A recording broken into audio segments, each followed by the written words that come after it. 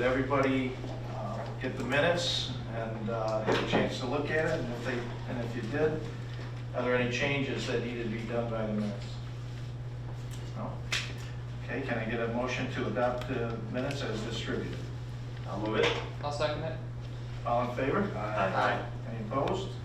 Okay, motion carried.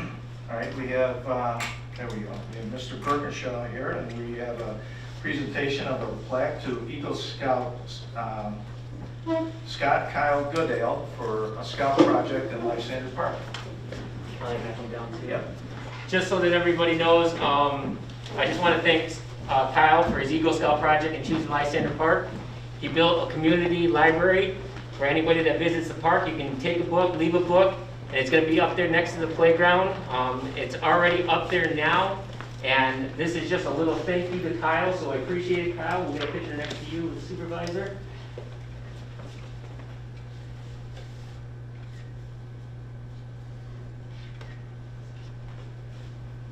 So that's up there, and I just encourage the walking trail is still accessible. The playgrounds are still accessible, so those things are still available, and also Kyle's Eagle Scout project's up there and accessible. So thank you, Kyle. Nice.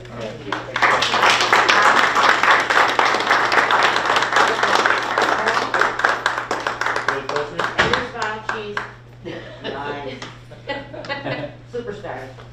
Thank you, Kyle. Thank you. Congratulations.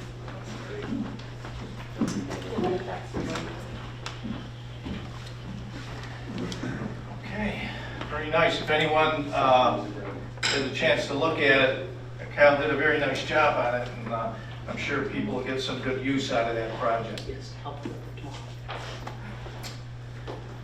Okay, we have the budget public hearing tonight, presentation. So may I have a motion to open up the public hearing on the budget? I'll second it. Okay. At this point, we'll listen to Comptroller David Rowley's presentation regarding the budget. Once the presentation is complete, we'll take questions. Please, during the presentation, hold your questions until after we're done.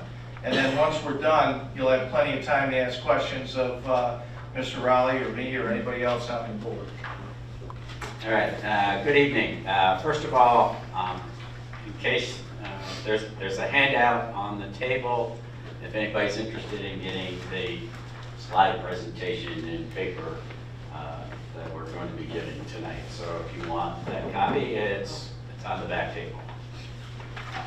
So first of all, I'd like to say that in presenting the preliminary budget for 2021, the preliminary budget consists of the three operating funds for the town, which is the general fund, park town fund, and the highway fund, and the special districts, which we'll talk about a little later. All right, so this is kind of a review for some. It's going to be a new learning experience for maybe some new members on the board, as well as some new people that may be watching on PACBTV. So the general fund, as it says there, all transactions are recorded in the general fund unless law provides otherwise. So the townwide A fund, which is called the general fund, those costs are applicable to all town taxpayers. So the general park town fund, or what's called the B fund, are costs that are charged only to taxpayers living outside the village of Baldwinsville. The highway fund, park town, these are the costs for maintaining the roads, including the road repairs, snow removal, weed and brush removal. These costs are charged to taxpayers that live outside the village of Baldwinsville. So some of the functions that get charged to general fund that we all pay for are town board, town supervisor, the justice court, controller's office, tax receiver, the assessor, the town clerk, town attorney, town engineer, any town building expenditures, and that's all town buildings, whether it's the highway barn or this building or over at the park, any dog control expenditures, highway administration expenses, Parks and Rec, both youth and senior programs, historian, and then home and community services. So the things that get charged to that B fund or the general park count fund are code enforcement, planning board, and zoning board. So let's dig into some numbers. So as you can see there, the total budget expenditures for 2021 is $5,168,616, compared to 2020 at $5,562,138. Obviously, you can see that we have decreased the spending in the town by $393,522, which is a 7.1% decrease over 2020. We'll talk a little bit down the road about where the decreases are. So this is a nice pie chart to show you that how that spending is broken down. And you can see that payroll and benefits accounts for just about half of the budget at $2.5 million for payroll and benefits, and then we get into equipment expenditures, and then the next big expenditure is contractual expenses, and then we have reserve accounts, and then debt service. So this slide shows us the same thing, but it just shows it as a comparison side by side, and you can see that the biggest drop in those expenditures that we highlighted is the $336,000 in contractual, and we'll get into that a little bit down the road here. Yeah, I'll go back for just 1 second. I just want to point out one thing. One of the things that you might be wondering about is the reserve accounts. You can see that in the budget for 2020, we had appropriated $130,000 to be put in an equipment reserve, which we were trying to get to a point where we could build up for future purchases. This year we're only putting $5,000 in because we've decided to take a little bit different direction, where we are now at a point where we can now start budgeting for the equipment purchases, and we will still have a reserve that we have accumulated that we're going to keep on hand in the event that we need to purchase other pieces of equipment. The board approved a 5-year equipment plan back earlier this year. I don't remember exactly when it was. And part of that plan was to do away with the reserve and budget for the purchases as they're needed year by year over the next 5 years. All right, so here we can see just same numbers that are broken down. This time it's broken down by fund. And as you can see, as I said, we have reduced the expenditures $393,000. And of course, obviously, the biggest department, the biggest part of the budget is the highway department. So, I mean, obviously, that's where most of the savings is going to come from. The other departments, it was, some things went up, some things went down. And as you can see, there wasn't much change as far as the spending in the general whole town and general park town. This is just a pie chart to show you the expenditures by fund. And again, as I just said, you can see that the biggest piece of the pie at 52.1% is the highway department out of the $5,168,000.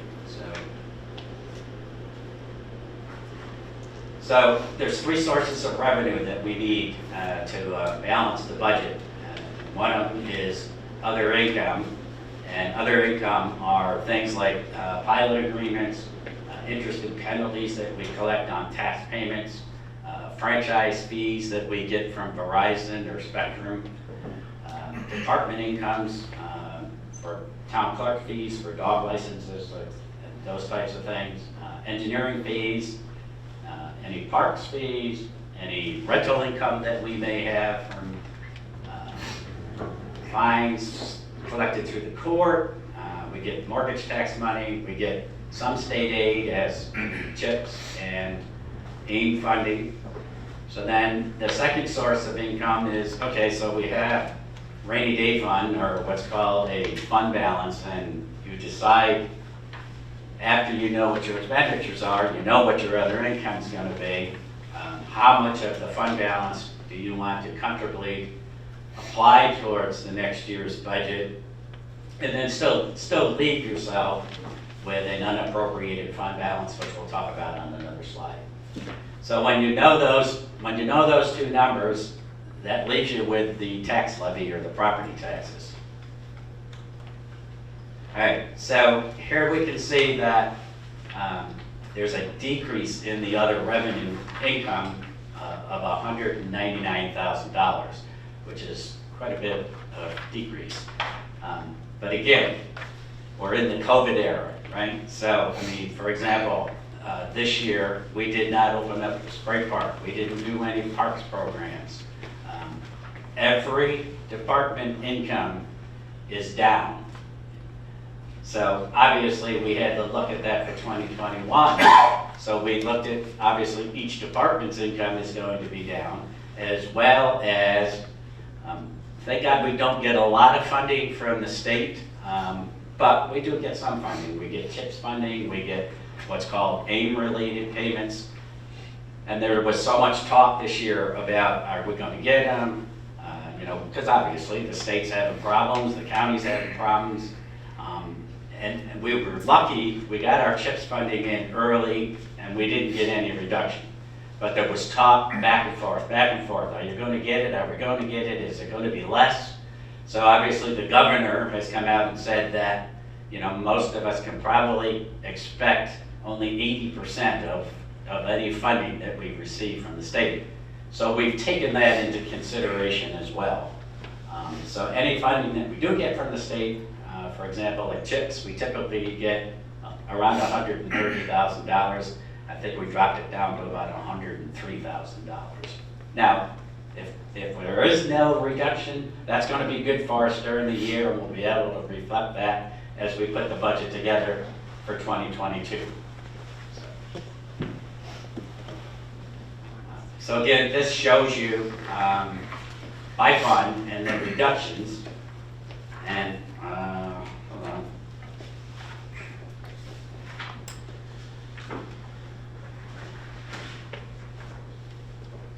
Get on my page. All right, so as you can see, as I said, we reduced the other incomes by $199,000 in the general fund of that reduction of $72,000. It's across the board. And again, I'll just read these off to you just so you have a sense. Every department was touched. So interest and penalties, we decreased to $5,000. The franchise fees that we get from Spectrum and from Verizon, we reduced that $8,000. And again, because I don't know whether it's people are cutting the cord, but we're seeing the numbers starting to trend downward. So obviously people are jumping ship from Spectrum and Verizon. The town clerk's office, the fees have been reduced $6,000. Our engineer, he's estimating his fees to be $12,000 less. Parks and Rec, we adjusted it by $5,000. Our rental income, we decreased it $18,000. The fire department is moving out of the Elizabeth Street garage in the next month or so, so we won't have that income anymore. We've reduced the mortgage tax number by $25,000. We get a small piece of every time somebody gets a new mortgage, we get a small piece of the pie. But although interest rates are real low right now, there's so many people out of work, and there's not a lot of houses being sold, and probably we're coming to an end of a lot of people refinancing. So again, we're trying to be conservative.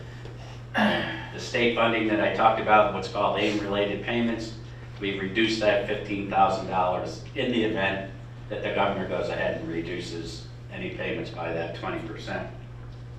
So in the highway fund, the reduction is $126,000 over 2020. So this one's a little easier to explain.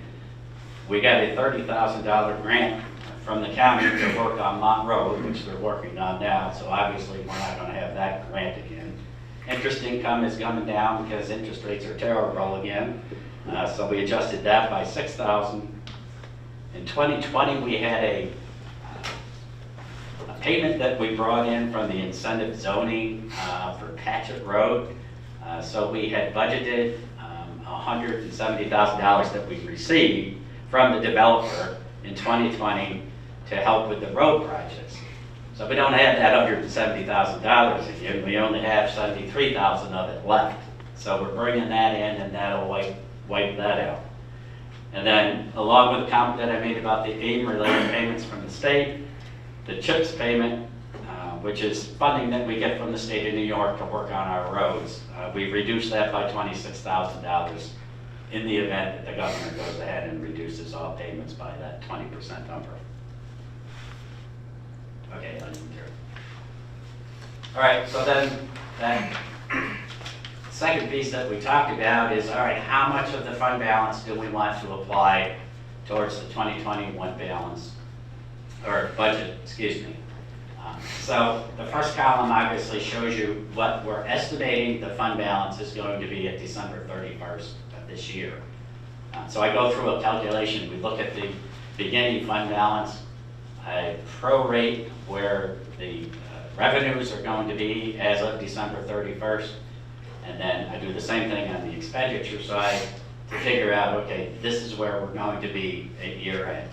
And you can see that I'm estimating that we're going to be just over $2 million. And the amount that we're going to appropriate out of that $2 million is $507,000, which will leave us with an unappropriated fund balance of $1,527,000. So one of the things we always try to strive for, or have been over the last few years, is to leave our unappropriated fund balance at somewhere around 15 to 20% or thereabouts, right? So when we look at the unappropriated fund balance of $1,527,000 and then subtract out the $340,000, which that reserve fund that I told you about that we have squirreled away for future equipment purchases, that leaves us with $1,187,000, which is 23% of the total of our total budget. So it's not a bad thing for it to be a little high, especially with, we don't know how long this COVID thing's going to last. We don't know the effect exactly of how it's going to hurt us or help us. Probably hurt us, obviously, more than it's going to help us as we go through 2021. All right. So again, this is just showing a comparison of the amount of money that we appropriated out of the fund balance in 2021. You can see it was $755,000. This year, we're doing $507,500. And one of the things that we looked at, obviously when you put this all together, one of the supervisor's main objectives to me was, David, we do not want a tax increase, all right? So when we looked at, all right, we trimmed all the expenses, we put all the revenue numbers together, how much of the fund balance do we have to use to have a zero fund balance, or I mean a zero tax increase? So this is the number that we need, that $507,500, to accomplish that mission. All right, so that last piece that we need to balance the budget is property taxes. So as you can see here, we need $3,094,000 across the three funds. Compared to 2020, it was $3,041,000. So we increased the levy by $53,000, which is an increase in the levy of 1.7%. So the next thing we have to do is figure out, all right, how does that tax levy equate to the tax rate? That's what we're concerned about as citizens on our tax bill. It's the tax rate. So you take the amount of tax that we need from that previous slide for each fund, you divide it by the assessed value, and you come up with a rate per thousand. Go to the next slide, Dale. So, as you can see, when we compare the tax rates from 2020 to 2021, you can see that in the general fund, which is what we all pay, it's a decrease of 9.8%. And I might note that, again, don't lose sight that only village residents, that's why it says inside the village. Village residents only pay the general fund charge. So their tax rate's going down, all right? The rest of us that live outside the village, you can see it's basically a flat rate, a very small fraction of a percent decrease, actually. All right, Al. So, what does that mean for a $200,000 house? If you live in the village and you were assessed to $200,000, your taxes are going to go down $12.40. For the rest of us that live outside the village, and if your house was assessed to $200,000, your taxes went down $1.60. All right, key components. And these are only the highlights. All right, so we have included $55,000 for what we call building projects, which $30,000 is going to be for the fuel tank removal over at the highway facility, $12,000 to replace the topsoil shed that needs to be rebuilt, $5,000 to paint the fascia on the town hall building here, and $8,500 to replace the overhead door at the highway park. It also includes $20,000 for town cemetery maintenance and support, $35,000 for a tractor for the parks department, $898,000 for road maintenance and construction. And then I might add that $898,000 is approximately $300,000 less than what we had budgeted in 2020 for road maintenance. But part of the reason why we budgeted less was because of the fact we had those one-time revenue sources that we were able to do more with the highway department road maintenance in 2020. That payment that I talked about that we got from the incentive zoning for $170,000. We also had received a winter severity payment from the county for $160,000. We're not getting that this year. So again, $30,000 grant. excuse me? $30,000. And the $30,000 grant. Oh yeah, and so we budgeted $193,000 for the purchase of road salt, which is considerably less than 2020 because the price of salt, you don't see this very often, the price of salt went down $10 a pound.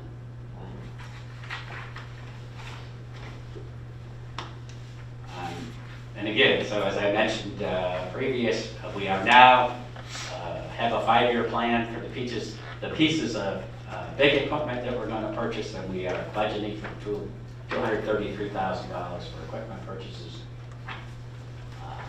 Again, this is that piece I talked about from the incentive zoning, which is a one-time revenue source. Again, we won't have this next year. All right, so the bargaining unit highway employees will receive a 2.5% increase, and that's per their contract. Elected officials receiving an increase will be the town clerk. She's getting $1,000 a year. The highway superintendent is getting $5,000. All right, go to the next slide. So this is the special districts. As it says there, the costs are paid by those property owners who directly receive the benefit. So we have street lighting, water supply districts, water districts, fire protection, sewer, and drainage.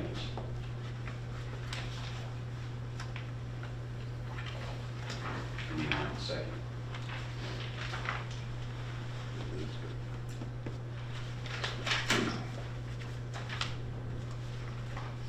Okay, so the lighting districts, the rates are based on the previous year's power expenditures, and then we adjust it for inflation, which obviously inflation has been very high, but we still adjust them a little bit so that we have enough money in the next year.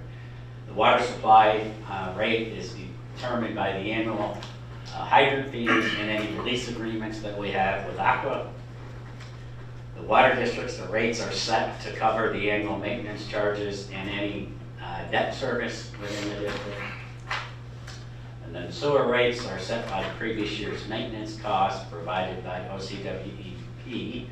Any operating costs for the pump stations, for example, any debt service payments that may be within those districts, and then any future capital improvement expenditures. The drainage rates are set by any anticipated future maintenance needs and what their current fund balance is.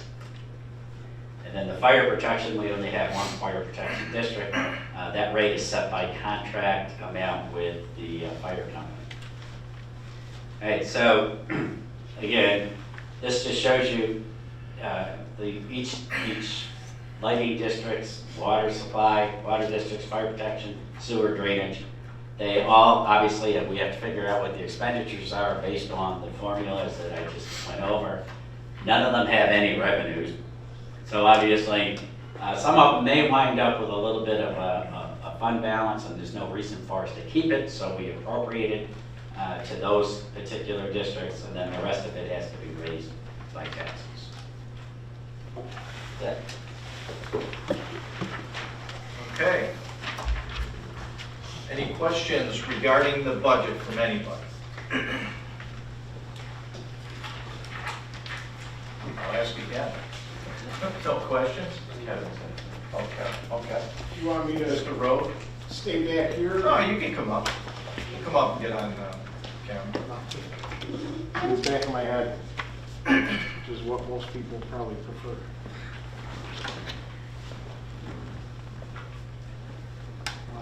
Kevin Road, 1405 Greenmore Way. I don't want to break it again. A couple years ago, I had a bad experience. First thing I noticed was, well, on the agenda tonight, I see we're making a payment for wrongful termination. Okay, why don't we deal with the budget first? Yep. And then we'll have citizens' comments on Sure. that, so let's just deal with the Well, budget. it ties into what we're giving a $5,000 raise to the person that person reported to. So I'm a little confused. I sat through all the budget work sessions. I know you guys decided to give the raise about, trying to get a better person to run for the position or recruit better talent that might be interested in running for the position. I do feel that, taxpayers of Lysander are now on the hook for $6,000. And I know last year, when I ran for office, there were also other outlying allegations against elected officials for harassment. Has anything been looked into on that regard? Okay, there were a couple of questions there. If you're talking about anything in the past, any allegations in the past, I wasn't here, and I don't know what you're talking about, so because I don't know what you're talking about, I gotta say no to that. Okay. Your So que- there's no investigations or anything going on with any elected officials in the town of Lysander? Well, if there are any investigations, until they're completed, I wouldn't be able to tell you anyway. So So they're not, okay. If So there are I any, they're not can't, complete. if there were investigations, I wouldn't be able to tell you what they are because they involve personnel and things like that, and they would be ongoing, just like any other investigation. If the police have an investigation, they don't, give out information until they're completed. So the answer to that is that if there was any going on, I wouldn't be able to give you any information anyway until they were completed. So. Okay. The answer and the question was with the $5,000 raise, I initiated that. And not only for that position, it's for the position, it's not for any specific individual. If you look at, and I have them here, you look at what the current highway superintendent's position is being paid. It's $20,000 less than the average across the Onondaga County. So I think that we want to retain and recruit the best talent that we can have. Now, that wasn't done that raise wasn't to entice anybody to stay or to try and recruit somebody to run for that position. That's not what that was about. What that was about is an overall, when I came in, Mr. Rowley and I started looking at things, and I said that one of the things that I want to do is to ensure that we're paying our employees a fair wage in order to keep them. I think we have good employees, and in order to retain good employees, you have to pay them a fair wage. So one of the things that I started doing this year, and a lot of other things came up, so it slowed us down, but we're also in contract negotiations where that can be taken care of as well. But what I wanted to do was take a look at the different salaries of all the positions townwide and ensure that we are paying those positions the appropriate amount. And with that position, I felt that it was way underpaid. So if people are happy with the current highway superintendent and they like that, fine. If they're not happy with the current highway superintendent, then this would help bring other talent in. And not only that, I think that we should bring that up to a level around where the average is. The average right now is 72,000, so I think we should, with that position, because you're talking about that position right now, I think that should be within a few years up to a salary of around 70,000. I think that would be a fair wage. But not only his, all the other town positions. So that was the thought process that was in that. And I did initiate it because I think that's what we should do for all the positions in the town. That's fine. I just, going back to, we're in year 3 of a 4-year term for this elected official. I think if we were gonna do the raise as a town board, we would have put it in for, 2022 budget. This is what we want to pay the highway superintendent. He ran 4 years ago. He knew what the job paid. Well, that's where I disagree with you, because if you're trying to budget for things, I don't think that the taxpayers should be getting these large increases in taxes because we're deciding to pay, for instance, the highway superintendent an extra $20,000. What happens if the revenue is down that year? Then we can't do it. I think that you should have with everything, just like I'm going to talk about incremental raise or incremental increases to stabilize the tax rate over a 5-year plan that will stabilize the taxes so we don't have these ups and downs in the tax rate that we have in the past. But with that, I think that you have to do incremental increases, just like when you're negotiating contracts. You have incremental increases. You don't do it all in 1 year. You can't do it all in 1 year because it negatively affects the tax rate. This year, we had, Mr. Rowley and I have been working on this with the department heads in the town since March. And I can tell you, we've been working on it very hard. That's how we got to where we got, where there's relatively no tax increase. And to do what you're suggesting doesn't allow us to stabilize that tax rate the way that we need to stabilize it. That's why I put that in. Okay. I mean, 10 grand amounts to about a penny, but that's okay. But that's only, you took a look at the budget. This is the budget. So you got 10 grand in that line item, add 10 grand to each line item. And now you come up with a substantial increase. So that's why I'm doing it. And we're taking a look at everything. And if you do small incremental increases in whatever we're looking at, whether it's salaries, when we got a 5-year plan for the highway department for their equipment. Their equipment is 14 years old. That's too old. We want to get it down to 7 years. Well, we could eliminate that fund balance and take care of that tomorrow or today. But that isn't the prudent thing to do. That's why we have a 5-year plan to deal with that. Small incremental increases. You take care of pieces of equipment each year, and by the end of 5 years, that equipment should have about a 7-year average, and which by having that 7-year average, now it's covered under warranties. Now our repair and maintenance fees go way down, so it helps us out in that way. Correct. Yeah, I don't have any problems with the equipment plan.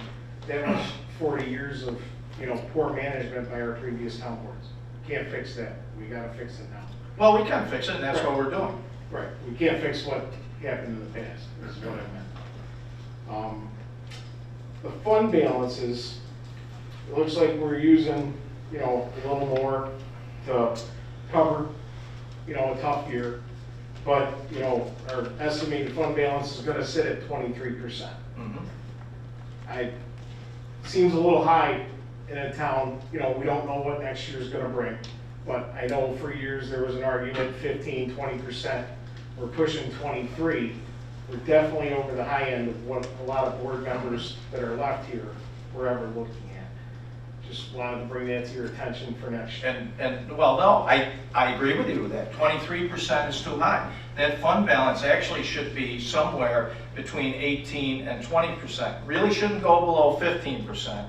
And the reason why you want to keep it between 18 and 20% is because it affects our ability to borrow money. We have a AA, correct me if I'm wrong, Mr. AA right now. We have a AA rating, and the reason we don't have a AAA rating is just because of the size of the town. But we have a AA rating in this town because of the way that we manage our money. And part of that AA rating, how they figure that out, the calculation, is how much of a fund balance you carry. Now, I agree with you that 23% is too high, but the problem with us is we got an issue right now that happened 40 years ago that with a water district.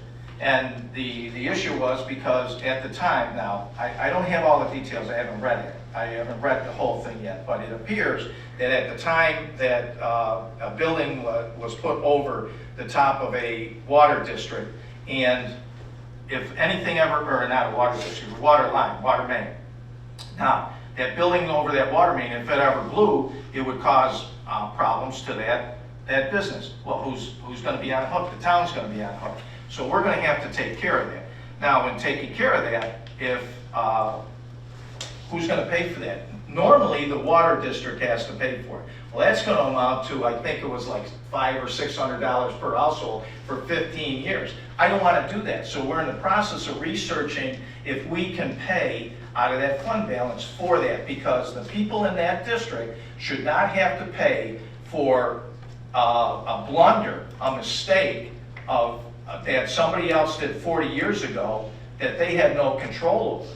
I mean, it was just something that shouldn't have been done, but it's done. Like you said, we can't change history, but we certainly can try and fix it. And the people that are living there, if it was done 30 years ago, most of those people probably didn't live there. So that extra 3%, depending on how much it's going to cost, is if we can pay that. And Mr. Rivazigno's been looking into whether we can do that legally or not. But if we can, I think that's something we should do. And part of that overage of 3% will go towards fixing that problem. If it's a water district that has that issue, the other part that I've pushed for years on is we need to look at consolidating these districts so more people pay the price. The districts are 30 years old, they don't have a debt, enlarge the district. Dissolve that district, make a bigger district, everybody's paying their fair share, everybody's gonna pay for the replacement over time. It's no different than what we do for highway taxes. Everybody pays for all the roads in Lysander, but Well, that's right. That's a whole nother issue, and that's why that 3% is there, because we don't know how much that's going to cost us. So, and not only that, we're going to have, most likely, like Mr. Rowley said, next year we're going to see. And I just heard who was the budget officer for the county was talking about the next 2 years. And what he said, that our budget next year and the following year are going to be bad. So in a normal year, you would want to decrease that overage down, and it would be it would help lessen the blow on people. Although everybody's getting somewhat of a decrease, but we don't know what it's going to be next year, and that's what I don't want to do, and that's what the state comptroller says you don't want to do. You don't want to have these. You don't want to have an increase, then have a decrease. Then the following year, we're in a bad year. We have an increase, then we have a decrease. I don't want to do that. I want to stabilize that. So a portion of that will probably be used next year because we're going to need more than we took out of that fund balance this year. But it'll keep the tax rate stable for the taxpayers. And I think most taxpayers that I've talked to want a stable tax rate so they can know what they can count on. And not only that, after that, I'm going to be looking at, a 4-year, or after next year, but a 5-year plan, so that we can stabilize it long-term. But that would increase, that will probably come at a slight increase in taxes, so slight incremental increases, so we can get to that 5-year plan and get to that 5-year time frame, and after that 5 years, that tax rate will be stable for a number of years. Okay. On page 7 of the roll-up sheet, I saw the engineer in the highway, engineer for transportation, 05020-100. We're decreasing that $3,500, but it seemed like in 2018 and 2019, we used $6,500. He's budgeted 2 lines, Kevin. Oh, it's double budgeted? We No, it's not double budgeted. Okay.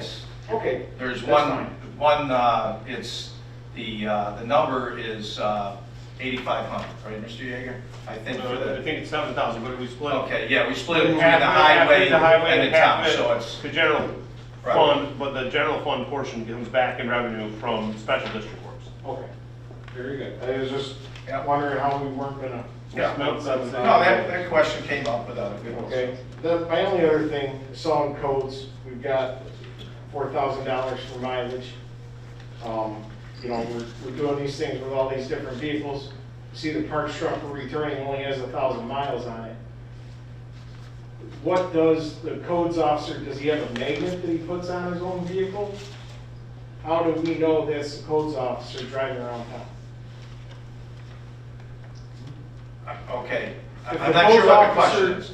we're paying someone mileage Right. reimbursement to do Yeah, codes. yeah. They don't have their own vehicle. They're. are No, they have, They use have a their town own. vehicle. No, no, they use their own vehicle. So how Oh, is that so how do person you know? identified Okay. when they're going up to a house, Well, checking out codes? well, first of all, they list where they're going. They're going to and from, so they have appointments with people, and we can verify that. I mean, how do you know, when I put in a mileage sheet, which I haven't done this year, I do it on my own, I'm probably gonna put in one for the entire year, you know, it'll amount to about $50.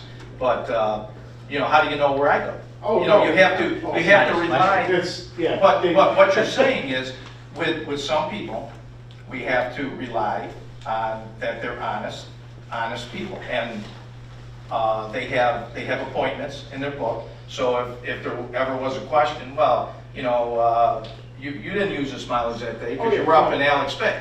I wasn't going that way. Okay. Not for a minute do I not think Okay. he's using his vehicle for town. Identification purposes. The Oh, call identity. badges talk about. Shouldn't Okay. we have? This is what we're doing. First thing I did when I came in, I agree with you. We should have identification for the codes officers. So the first thing I did when I came in, I went in and talked to Mr. Woolsey, and I said, do you have any identification? He said, no. I said, okay, what I want you to do is go down, I want you to get a badge. So we had badges for them. They have, they have a coat with drop downs in it. So when they're not working, they put it up, but they have drop downs, says codes office and Lysander on the back. We're currently in the process of doing IDs for everybody in the town, because we never had IDs here. So anybody in the town that is an employee here, including me, including the planning, Mr. Rivazigno, whomever, is employed by the town. Not only that, volunteers and students that come in, everybody's gonna have an ID. So anytime they go anywhere, that's what we're gonna be able to do with that. Now, are we gonna put markings on their car? No, we're not gonna put markings on the car. I don't see any reason for it right now. I mean, I pull up in my car and, you know, identify myself as a supervisor when I'm up there, and nobody seems to have a problem with it, so. Right, but I guess my point was, we're turning a truck in that had less than 1,000 miles, you know, the village has an old police car they use for the codes office. We But they should don't- probably have, you know, a vehicle for the codes office to be able to be identified that they're out there. If they're, someone's, in this day and age, somebody's driving slow down your street, they might be looking to see where somebody wants to put a fence in. They're gonna call 911. If it's got town of Lysander codes officer on the side of it, nobody's gonna question that car. That's, Well- all I'm saying is, we're doing a vehicle replacement program. We have vehicles, we're a town of Lysander of 20,000 some odd people. Let's get a codes officer vehicle. So we're not paying mileage. if he ever gets in an accident, I don't even know what the quandary is for in his There is own none. vehicle. There is none. Our insurance covers that. Any municipal employee that drives their own vehicle is covered under their insurance, Sure, and their insurance covered. And So there- individuals out of their own personal vehicle because of that accident they happen on town time. They might only have one vehicle. I'm just saying that if you're doing county work officially, you don't usually have a lot of stuff that takes you out to the town every day, I would imagine. The codes officer is out going to businesses. They're a lot more active. That's all, I'm just asking. Yeah, and that's fair. I mean, that's something that we could look at. I don't know if we wanted, this year would have been the best year to do it, but that's a fair, that's fair to point that out. And I will discuss that with the board, and I'll discuss it with Mr. Wolsey and see if that's something that they would be interested in, because we can do something with that. Now, with the parks, we're turning it in with a few miles, but because we're involved in that replacement program, last year, I think it was purchased for $25,000 and change. This year, we're turning it in. We got a brand new truck. It's an even swap. That brand new truck cost $27,000. So we actually made money on it because of the low mileage. So, you know, I don't know too many people that make money on a used car. Sure, but in one year. the big bump of buying a codes vehicle, the first year, we might be able to turn it every year, keep the parks one for 2 years. That's all, you know? 2,000 miles instead of 1,000. The thing with keeping the parks one for 2 years, we want to turn them in every year, because that parks vehicle, we purchased it, we didn't put anything in it other than gas. We turned it in, no brakes, no anything, no oil changes, no nothing. Now we get a brand new car, brand new truck. It has 100% of the warranty, and it's already got new oil in it, new brakes and new tires. So why would we wait 2 years? We want to turn it in. And we're looking into doing that with all of our equipment. But again, you need to have incremental increases in order for us to do that. I could do that tomorrow, but I don't want to raise taxes 30%, 40%. So we're going to do it incrementally. In doing it the way we're doing it, there was no tax increase. And if we do have an increase, I can guarantee you it's going to be very small. It's not going to be these large increases. And then after 5 years, it's going to stabilize. So some of the things that you're pointing out, we're already thinking about, we're already doing it. Okay, and I would like to commend the clerk for doing the job she does. She asked for a very nominal raise that is still short of the raise that was asked for 2 years ago, but she does a great job. I agree with it. She did a great job. Anybody else? Just on the budget? Just on the budget. Yeah, there'll be time for citizens' comments once we close the budget. So, now, there's no other questions. I just wanted to tell you how we were able to come up with that, some of the things that some of our citizens did. We, a couple of weeks ago, while we were already had developed our budget, there was, Mr. Brookershaw told me that we had to take down some trees, and the estimates we were getting were around $27,000.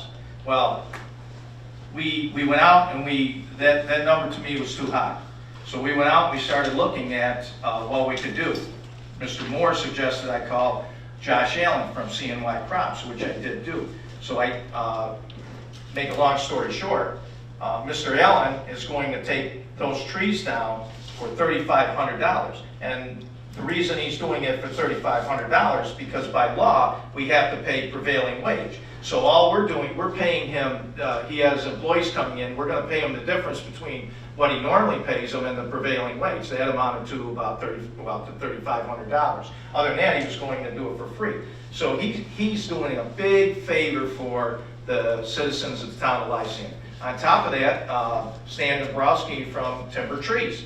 Now, he's taking Josh Allen is taking down the trees, but he's leaving the stumps. So Mr. Dombrowski and Timber Trees said that they would come in and they would grind the stumps for us at a price of $25 a stump, which was very, very cheap. That's actually cheaper than we can do it ourselves, correct, Mr. Birkinshaw? So these two businesses in our town are really helping out the residents and helping us keep the tax rate down. I already talked about the fund balance, why we have over 20%. You know, there's some things that are coming up. And then the 5-year plan, I talked about the 5-year plan. And with the special districts, we have no control over the special districts. The special districts are just that. So you're just paying for the service. Whatever the service costs, that's what you're paying for. So when it comes to the budget, we don't have any room there because it doesn't, whatever it costs us, that's what we charge the special districts. So when you get an increase, it's because something in that district needs to be addressed and there isn't enough of a fund balance in those districts. Now, we're talking about that. We're going to address that with those special districts to take a look at a 10 years down the road and see what in 10 years in those districts are going to need to be done and come up with a number, and then we're going to have those incremental increases in those districts so that you don't have these large increases in any one given year. And that should help to stabilize those things as well. So we are working on all of those things, and hopefully, another COVID doesn't come up that will cause us to have to rethink what we're doing. Any other questions? Okay. Can I get a motion to close the public hearing? I'll move it. I'll second it. All in favor? Aye. Any opposed? Okay. Public hearing is closed. All right, citizens' comments. Now you have about 5 minutes, give or take. We're in front of the clock. No, that's all right. We'll just, My name's Jack Klein. I live at 8955 Avery Road. I've lived in the town of Lysander for 60 years. I've been a member of Plainville, Lysander Fire Departments for 45 and a commissioner for 28. The purpose I'm up here is I understand that the town board has little control over fire districts, and that's just the way it is. I'm trying to get my concerns not only to the board, but maybe to some of the taxpayers that would attend this meeting and would watch this on PAC-B. I got to try to find out a way to get out the word. For those who don't know, a little history of the Northwest was formed in 2013 by expansion of the Northwest of the Lysander Fire District. In 2014, we changed the name to the Northwest Fire District. With the cooperation of Lysander Fire District, working with the town of Lysander, the town of Van Buren, along with Lysander and Baldwinsville Fire Departments, and the taxpayers, we expanded. Although we are not following the plan that was set up at the time, back in 14, that's just too complicated to get into tonight. But I do want to touch on some things. The original plan allowed for equal representation from both ends of the district. That has slowly been forgotten. We were going to support each other, the Lysander Fire Department, the taxpayers on both sides, and that, to keep it balanced. In that time, we've changed commissioners 15 times in 6 years. At this point, there are 4 Baldwinsville Fire Department members on the Board of Fire Commissioners. And the 5th one lives within the village, and in my opinion, that's not equal representation. And yes, it's a voted position, anybody can run for them, but that's why I'm here, to try to get people maybe to run for them. If the taxpayers would vote or run for a commissioner position, they could be part of the board instead of the fire departments controlling our taxes and how tax money is spent. In the last 4 years, the actual money collected has gone up 23%. That includes building the new station that they're building. In 2016, the tax levy was $1,315,351. In 2020, the tax levy was $1,716,350. That's an increase of $400,000 over 4 years to Wyndham Fire District. Adding in the interest and other income that they get, the actual budget in 2016 was $1,317,901. And in 20, it was $1,738,160, which is $420,000, $259 increase in the budget, money spent, actual money. This isn't the tax levy or anything. So, and the tax cap's been overridden for every year since 2016, except for 1 year in 2020. Just 1 year, they didn't override the tax. And now going into the budget, I just come from their budget hearing last week, The total budget will be $1,843,485. That's an additional $105,000 increase from last year. In 5 years, that's $525,000 increase in spending. This will mean a 28% increase in 5 years. The tax rate in 2020 was $1.90 per thousand, which 5 cents less than 2019, so we were kind of on a good scale there. And next year, it's going to be $1.95, so it's back up to 5 cents. The way expenditures are going, we are not following the way we're supposed to do things. A municipality, you must pay attention to proper ways and do like I seen here tonight, which I was impressed. It is it's time consuming, like you guys know, to be a town supervisor, to be a commissioner. But I don't think we're putting in enough time, and I'm hoping that I can get some of the taxpayers to run for a position and try to get some outside people in there. There's a lot of town laws, a lot of budget laws that have to be followed. Yes, it's expensive to run a district, but there are ways to be financially smart, which I see you tonight by doing small increments. Why buy 5 of something when you only need 3? Why buy a Cadillac when you only need a Chevy that'll do the same thing? Why have a 5, 10, or 15-year plan, then change it every time you turn around? You can't keep changing the plan. You guys are going to put together a 5 or 10-year plan, you're going to stick to that 5 or 10-year plan. Finally, I'm going to try to read this so it comes out. I don't want this to be political or not, but Yeah, we want to keep the well, I'm going to politics try. out of it. I'm I trying. mean, we talked because- about budget stuff, so I think it's appropriate. But Yeah, I'm trying to get the point across about the Lysander Fire Department. In 2016, we had 25 members. Now we're down to 10. And out of them 10, I think 4 of us are on sick leave or medical leave. It's sad, we need volunteers at this time. It's not all the district's fault, I'm not blaming the district or anything. There's a lot of demands now. But if I can get out to the public and say, you know, come on in and give us a hand in Lysander. The north side of the district, we're hurting for people out there. And that's the north side of the town of Lysander. And, you know, you don't have to put on an air pack and go into a building. And we just got to understand the members' needs, and I don't think that's happening right now. So that's just a few of the things I think the taxpayers and the town board should start watching. District meetings are the 2nd and the 4th Tuesday of the month, and filmed by PAC-B. If you want to run for a commissioner, you have till November 18th to put your name in to try to get a position there. You do not have to know fire trucks and everything else. Everything's explained. I appreciate the town allowing me to speak. If anyone would like to speak to me, please feel free to reach out to me. That's it. thank you. Mr. Klein, would it be okay if I have that email to me, what you just read? This? Yeah. Yes. I can give you this. I'll email it to you. You can take it. You can take this. Yeah. All right, thank you. No problem. Yeah. And with that, I mean, you know,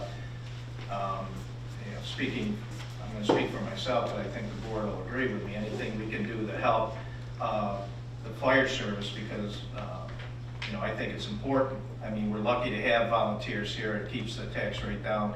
But yeah, I agree with you. All of us should be trying to watch what we're doing with the.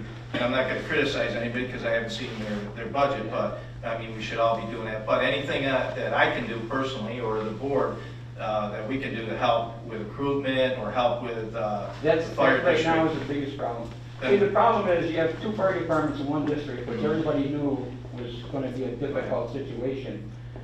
So when you come to voting on that, you have one department that has 2 crews of members, so Yeah. it's lopsided. So members start saying, well, why stick around, we can't vote. Yeah. So if we could get the membership built up in Lysander so they feel like they're part of it, then hopefully, you know, and if we can get the commissioners, some new commissioners on there and stick it out, maybe we can get them to, you know, I went to their budget meeting, and I expected what you did here, and Right. I got handed a sheet, Well- you know, it was nothing, didn't tell me where to Well, we go. can, what we certainly can do, we can help you with recruitment and, Okay, you know, so, thanks. all right, thank you.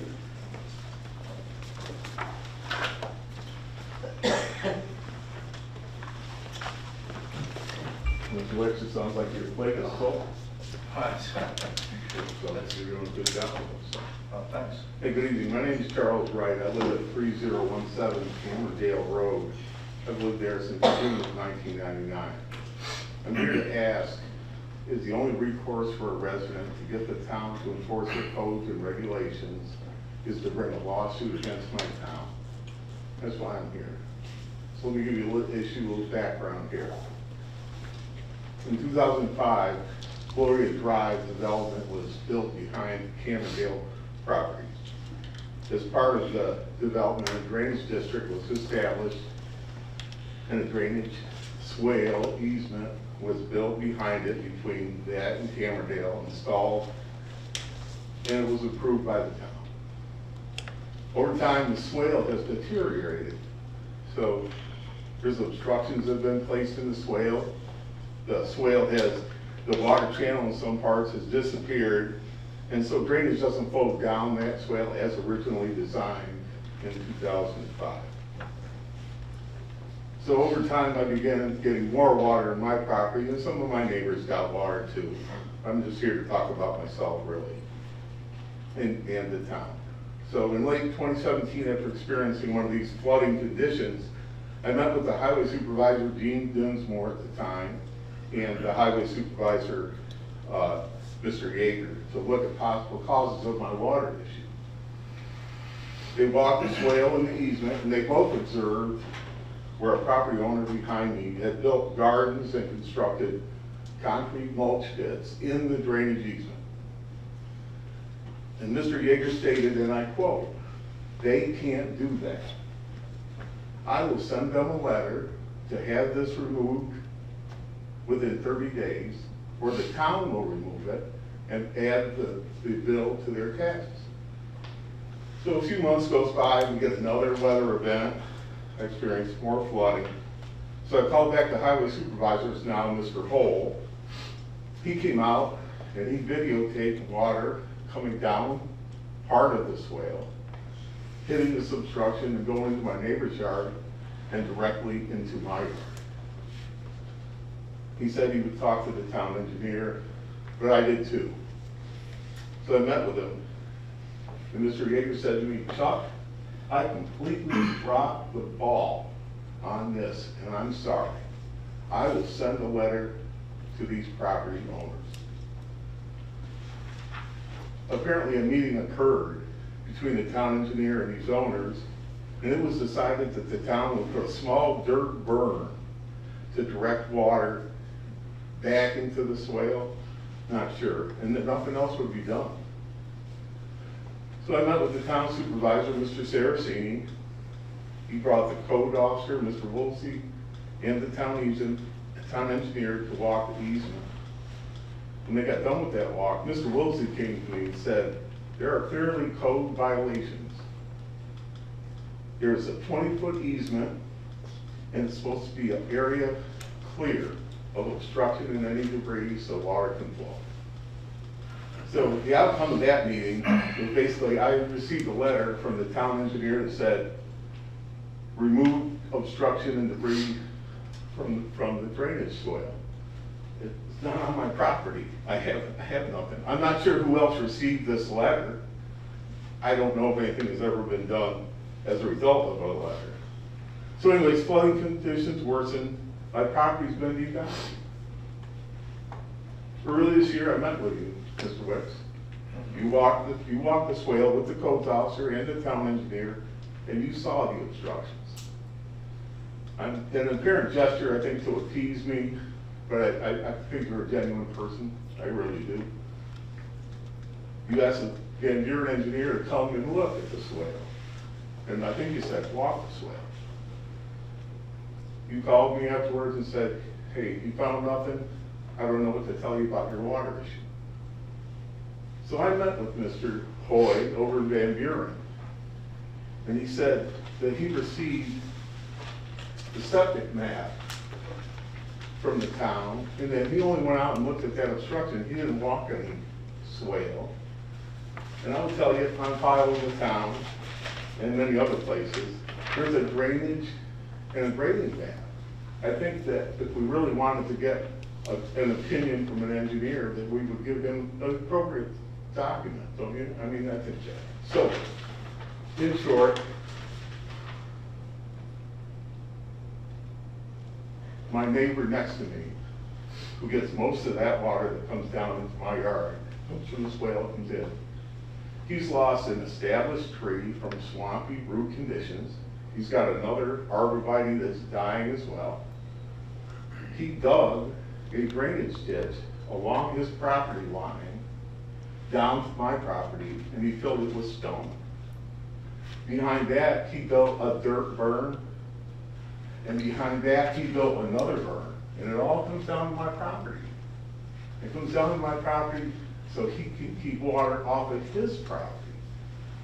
So I'm saying it's causing more damage. So I see tonight, and I got this from Homely Engineering, who helped design all this. You know, there's a drainage district, and there's a tax collector from the Gloria Drive residents. It says, and that's yearly, and it's supposed to be used to maintain that drainage district, I'm told. I don't know much about that. But I can tell you, I don't know how much has been done since 2005 to maintain that district and how that money is being used. So again, respectfully, I ask tonight, a town resident who loves his town, does he have to bring a lawsuit to get the town to enforce its codes and its regulations? That's all I'm just asking to be treated fair. I don't have a vendetta against my neighbors, but the town keeps kicking the can down the road, and so it makes it like I'm picking on my neighbors, but they're not following code, and the whole swale needs to be looked at. And then try to hold my 5 minutes. No, you got time, if you got something more to say. No. Be glad to hear from you, but All right, I just well, thought that my ad representative tried to call. She received rude remarks from town official. who's it, who tried to call? A representative, person I hired to represent me. An attorney? Yeah. Okay. And the reason I don't want to sue the town. Mhm. I don't want to sue the town. I just want the town to enforce the regulations in their code. And so, instead of going like, let's go file a lawsuit, let's try to call and see if we can get some information. And so what you got was, Wright has been griping about water for 10 or 12 years, and that's just about right. Because from 99 to 2007, I had no water. And if you want to talk to me anymore, call the town attorney. So that's saying that I got to sue my town to get an answer. That's all she was doing, was trying to find out. Thank you. Well, if you want an answer, I mean, like you said, I went out with 2 engineers, and I went out with our engineer, and because I know in the past, there might have been a disagreement between our engineer and you as far as the determination in there. That's why I asked Mr. Hoy from the town of Van Buren to come out. And no, that's not accurate. He did walk the swale, because I was with him. He and I walked that whole thing. And I told him what you believe was the issue, and gave him that information. Now, so I've been out there and I tried to address your problem. Now, the problem for me right now today, I got an attorney right here, is you've already contacted an attorney and you're talking about a lawsuit. So I really, well, hold on. I mean, you put me in a tough, you did talk about a lawsuit. And then you had an attorney call our office. So for that reason, you put me in a bad situation. I don't want to say anything that later on can be used against me, saying, well, you said this, you said that, you said this, without having all that information up there. But what I can tell you is, I'm not an engineer. I look at things, and you know, I wouldn't know if there was an issue or not, an engineering issue. That's why I had engineers, and that's why I had Mr. Hoy come out to verify what our town engineer told me, the information he gave me, and he did. Now, in saying that, I'm not an engineer, so I gotta rely on what they're telling me. Now, moving forward, when you have an attorney call us, I don't know if who she was treated rude by, or that's a whole separate thing, but when you have an attorney call here, now you put us on notice that you're looking to sue us. So I think that we're probably in a situation where if we're gonna discuss this any further, this isn't the venue. You would have to, either come in while our attorney's there, or you can bring your attorney to come in, and we can try to resolve that without you filing a lawsuit. And maybe we can come to a resolution like that. But I don't think that you and I should be doing that right now. It should be done in a separate meeting where you can bring your attorney and I can bring our attorney, and we can handle it that way. I appreciate your offer and all that, and again, I don't want to sue the town. Well, I hope you don't. I needed somebody else that doesn't get emotional about it like I've been, because I have words from a guy who 3 years ago said they can't do this. And I will tell them to take it out. That's what the person told me. And now all of a sudden, that sticks in my craw. Like I said, but that had nothing to do with me. I mean, so I can't even respond to that. I'm talking to the whole board. Right, but You got another property next to you, if someone will go out there and look, he's got trees dying, and he knows, he said, you've already thrown your head against the wall. Okay. Okay, no, I got it, thank you. If you wanna call your attorney and sit down or come in and we'll sit down, but because you're talking about litigation, I'm gonna have to do it with our town attorney as well. Okay.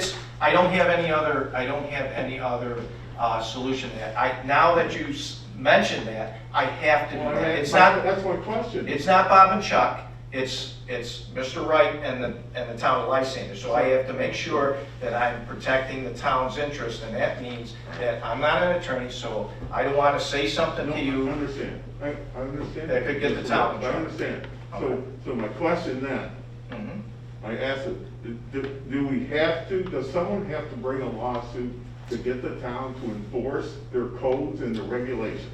No. Thank you very much. I appreciate your time. All right. No problem. Thank you. Anyone else? No? Okay.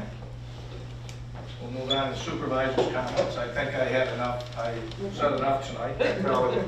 So you agree with me then, right? Yeah. You heard too much from me already. Okay, I'm gonna move on. No board comments. We'll start with Mr. Diamond tonight. Appreciate it. Dave, thank you so much for what you did with the budget. Every single year, you're able to break it down and explain everything in layman's terms. I appreciate that. I know it's a lot of work.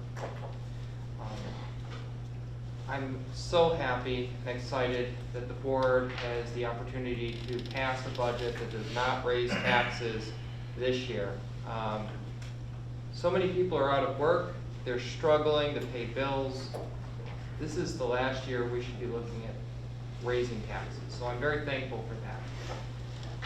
One thing I did want to mention tonight was an area where I had a disagreement within this budget.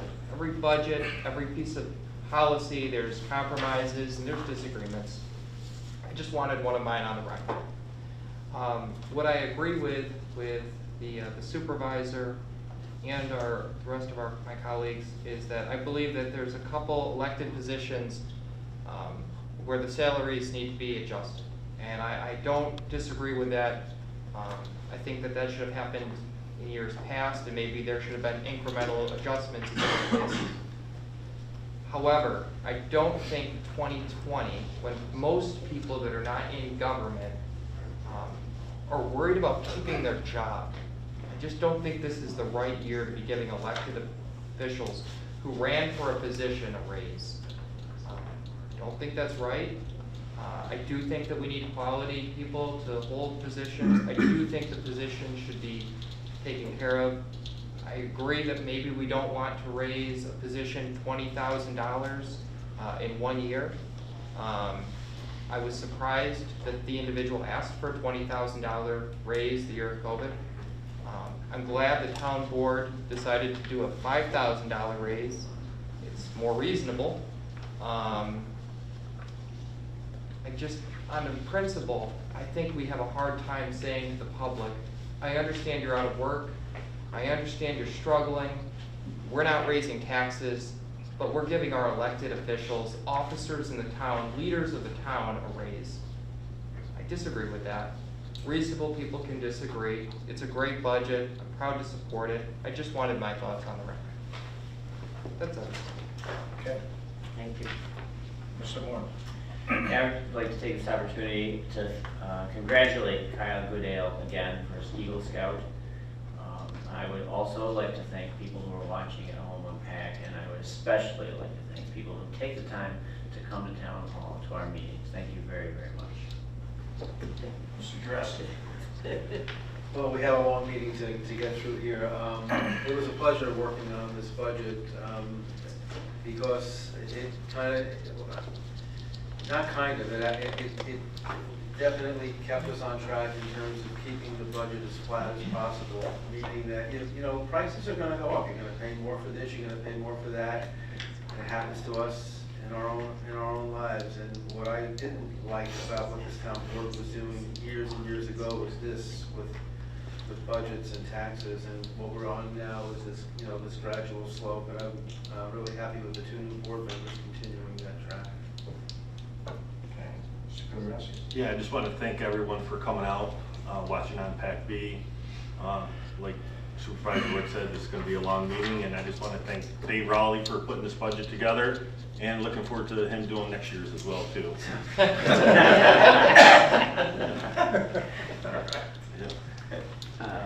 Have to try, right? How about remotely? Unlisted phone number. I know where you live. We might be moving. All right, Mr. Yeager. Enough. Anything, Mr. Rowley? Anything No, else? I talked enough tonight, too. Okay, Mr. Rosagno. Ms. Falcone. Hi, I just want to say one thing. Sure. Every year, I strive to find ways to improve my office and cut my budget. And with restructuring my office and cutting back, and I've saved over $21,000. And I just feel like I'm so happy that we're not raising taxes. And I love my job. And if a 2% increase is something that I can get, which is totally fine, I appreciate the board supporting me, and it really means a lot to me. So we work as a team, we do this together, and I'll chop my budget as much as I want to pay taxpayers. Okay, thanks. Well, on that note, for most of the people, our town clerk, she did reorganize her office, and she did save over $20,000, I think over $21,000, as well as everybody else. All the town departments, Mr. Rowley and I went to the town departments in early March, and we told them, look, we're going to have to slow down on the spending because this year's going to be tough, and I do not want to raise taxes. Like Mr. Rowley said, I told him that early on. Now, I'm glad we were able to do it, but that certainly was my goal, and I'm glad that we could meet it. But I couldn't have met it without the help of Mr. Rowley, because I'm new at this, and he walked me through the process. I can tell you today, I have a much, much better understanding of the process and the budget, and I have a good handle on it now, thanks to him. And I just want to thank him publicly for the help that he gave me all year. But also all our other department heads, they did a great job. They did a great job at doing what I asked them, and I didn't get any pushback from anybody. I went in, told them what we had to do, and they did a phenomenal job throughout the year. So I think that it's you can't do it by yourself. It's collaborative effort. The board and I, we sat down and we went through this budget, and there were some disagreements, some things some people wanted in, some things people wanted out, but collectively we came together with a budget without too many headaches. So I think there's enough credit to go around, but I think a lot of credit should go to everybody that was involved in the budget this year, all the town departments. We'll move on to the regular agenda items. There are going to be we had a couple of additions because there were some things due to some of the issues that came up in the work session that we had to add, and I'll address those as we go on. So I may get a motion to adopt the 2021 preliminary budget. I'll second it. Okay, discussion. We put this on here because we thought we had a good budget, and we wanted to have it here if we didn't get any severe concerns from the public about the budget. So seeing that people seem to be fairly pleased with the budget, we only had 1 or 2 comments, I think this was a good thing to go on. So I think we should move forward with that. Anybody else? I'm pleased with the budget. I'm pleased. And I've liked working on it every year, as you have now learned. I can give it to you, actually. All right. It's a team effort, for sure, but I like working on it. You're gonna need a budget officer next year. Yeah, that's right. That's right. We'll appoint him right now. Okay. I'll move it. All right. All in favor of passing the budget? Aye. Any opposed? Any abstentions? Okay, motion carried. May I get a motion? Okay, this is where there's going to be a slight change. May I get a motion to authorize the issuance and sale of cereal bonds for the purchase of, and I added 2021 one Western Star 4700 dump truck with a 2020, not 2021 Henderson plow. I'll second it. Okay, any discussion? All in favor? Aye. Aye. Any opposed? Motion carried. There's some changes in this. We have a motion to authorize the town supervisor to sign the agreement with Ford for the 2021 parts truck, and this is what was added, and authorize the trade-in of the 2020 parts truck as part of the agreement. I'll move it. I'll second it. Any discussion? So I can't remember if we talked about this earlier. I think I did, but I'll say it again. We purchased that, the town purchased that last year for a little over $25,000, and we're getting a brand new truck, and you know, we actually made money on it. So, all in favor? Aye. Any opposed? Motion carried. May I have a motion to authorize the payment of $6,410 to Cindy L. Rowley as severance pay due to her wrongful termination by the town of Lysander Highway Superintendent. I'll move that. I'll second it. Discussion. Mr. Rivers-Eagle, could you explain that? Yes, we had received information from Mrs. Rowley concerning her termination of employment, alleging that it was wrongfully done. That we in the board investigated the allegations, and we determined that they were accurate. As a result, we agreed to pay her a severance pay, which is the amount that you see there, in exchange for her release for any charges.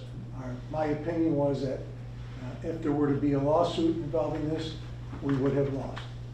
So I think this is a clear way out for the town, the best way out for the town, and for Mrs. Rowley. Okay. Anybody else? Just so the community knows, Mr. Hull and I have discussed this issue, and we've gone over it, and we've developed a system so that something like this, not only Mr. Hull, but the other department heads, so that this should never happen again. Okay, it was an error, and you know, you have to look at it. So we hopefully we resolved that. We came up with a system that should prevent this from happening again. So, all in favor? Aye. Any opposed? Motion carried.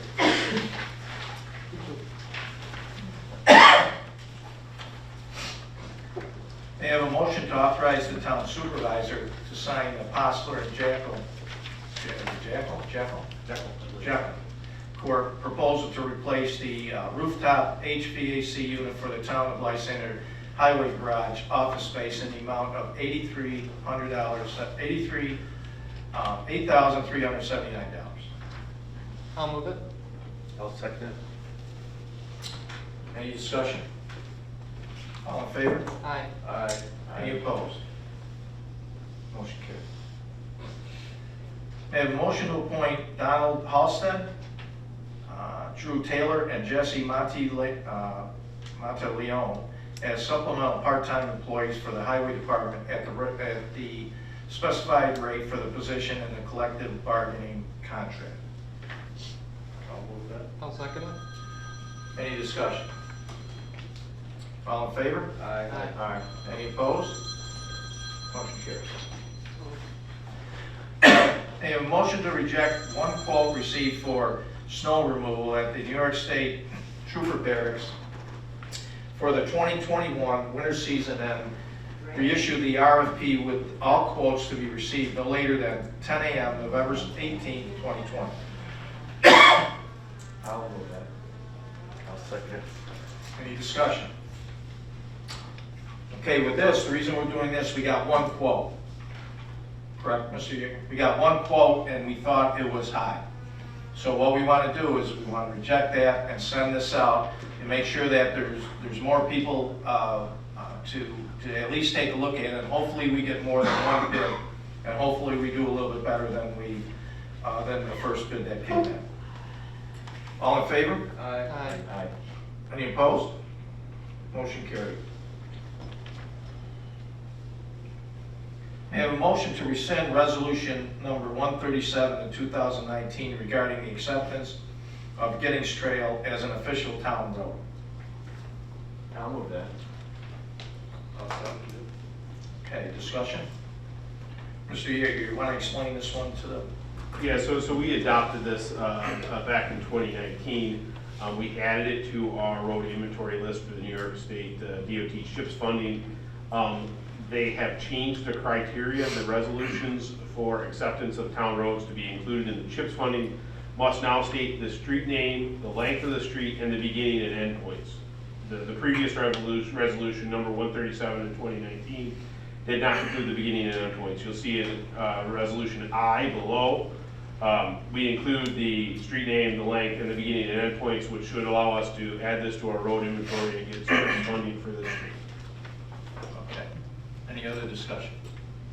That's the same thing for resolutions K and L as well. All right, JK and L. Yep. Okay, all in favor? Aye. Any opposed? Motion carried. May I have a motion that the following street sanitary sewers and associated drainage utilities included in the Highland Meadows Phase 3 and 4 subdivision be accepted as an official town road. And the street is Giddings Trail for 0.473 miles, beginning at the southern end of Giddings Trail, extending to the intersection of Afternoon Drive and Mercer Street. I'll move it. I'll second it. Any discussion? All in favor? Aye. Any opposed? Motion carried. May I have a motion that the following roads that the town of Lysander has historically maintained be added to the official town of Lysander road inventory list and accepted as official town roads. I didn't know if you were going to list. Yeah. Oh, do you want me to read them? Okay. I just didn't know if you were. Yeah, oh, yeah, okay. Yeah, you know what?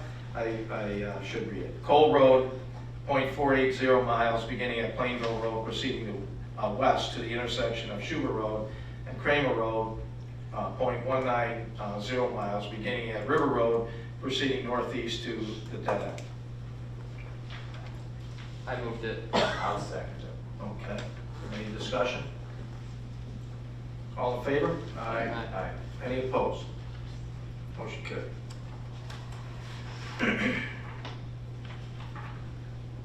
May I have a motion to rescind resolution number 186 of 2016 and resolution number 45 of 2016 regarding the acceptance of street and associated utilities included in the Whitetail Woods Section B subdivision.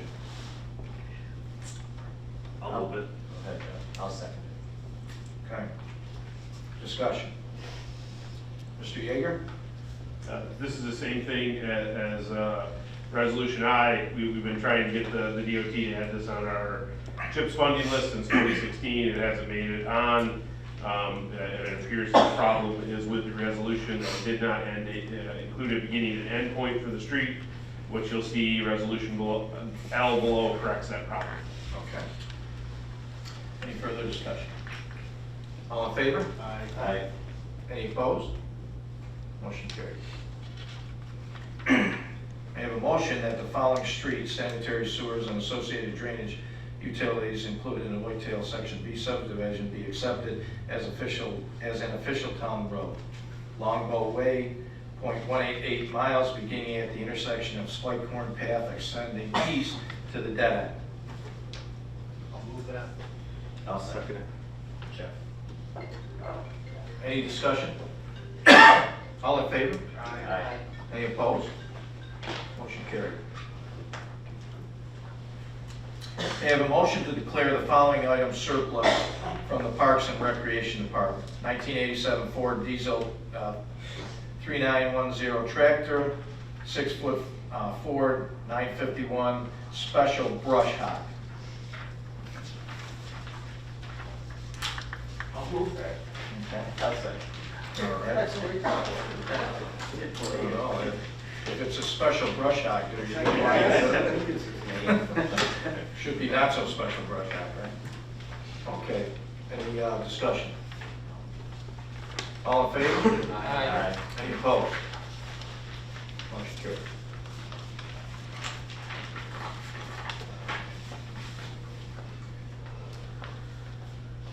So you want these added to it? Yes, please. Everything, as well as Including everything, that. okay. So we got additions to the assets here we're going to be talking about. So may I have a motion to declare the following items surplus from the large group room. So it's asset number, tag number 003-00954, and it's a chrome glass tabletop. Asset number 003-01054, and it's a full wood round work table with metal frame. Asset number 003-01050, it's a tan armchair with casters with metal frame. 003-01051, tan armchair with casters and metal frame. 003-01052, tan armchair with, on casters with a metal frame. And 003-01053, tan armchairs with casters and a metal frame. And also, 2 upholstered chairs with armrest, tags number 0984 and 1059. 5 upholstered chairs with black plastic armrest, tag number 1011, 1049. The third one doesn't have it, no tag number on the one? No. Okay, no tag number on Nancy one? might be able to find it though. Okay. 1083 and 1010. Mr. Supervisor, can you just cross out the 4 swivel chairs?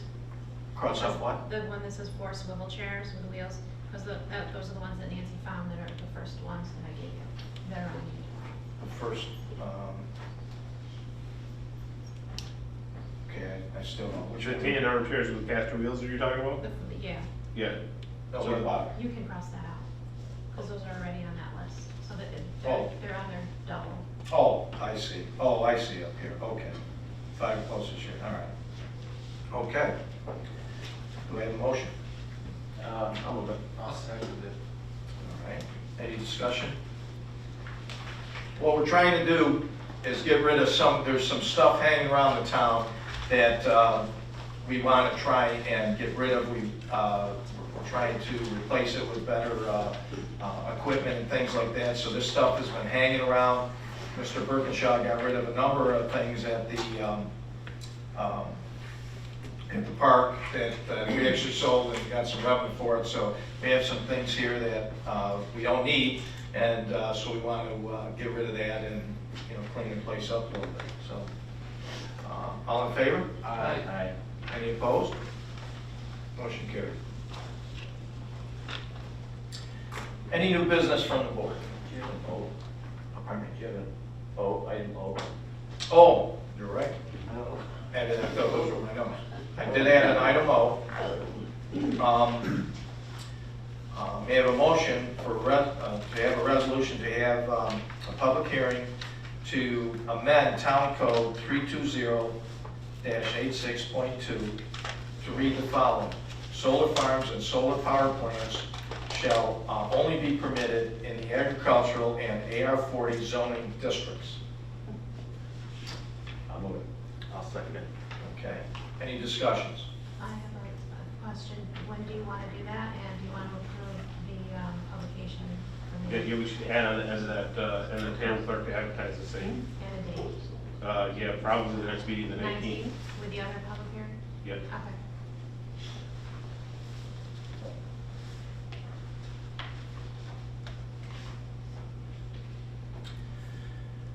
So we want to have the town clerk advertise, and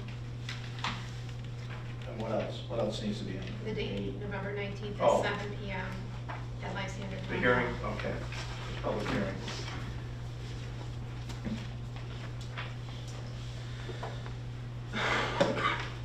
November 19th, Mhm.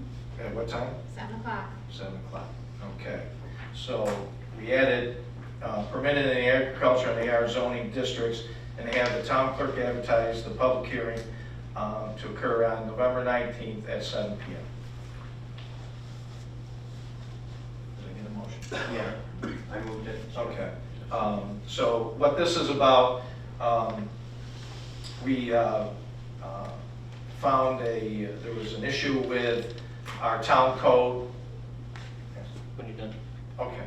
There's an issue with the town code that we have to address regarding solar areas, that if we don't address it, it could open us up for some liability. It's just a word, but we still have to go through the motions so that we don't end up in somebody coming in and say, hey, you know, you have to do this because your town code doesn't address it. So that's what the public hearing is going to be about, addressing and fixing that specific area in the town code.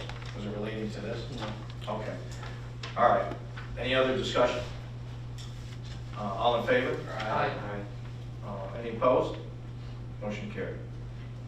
All right, so we'll move on to new business now, so I didn't, I got missed during the department Yeah, meeting, but yeah. did we want to put in there the sale of the additional ash trees that we cut down for surplus for the sale, $250? you're right. Did I miss that one? I thought that was. Yeah, it was in there too, but I don't see it now. Yeah, you're right. It's It's not in the new one, it was in the old. Got it, yeah, Sorry about okay, you're right. That was, oh, okay, we'll have to make that P. And at the end, I just want to give a couple of thank yous for the window cleaning. Yeah, so, do you have a copy of that? Do you have a copy of that? It was in one of them. I know I saw it. $250. We authorized the sale of the remaining ash wood at the town park for an amount of $250.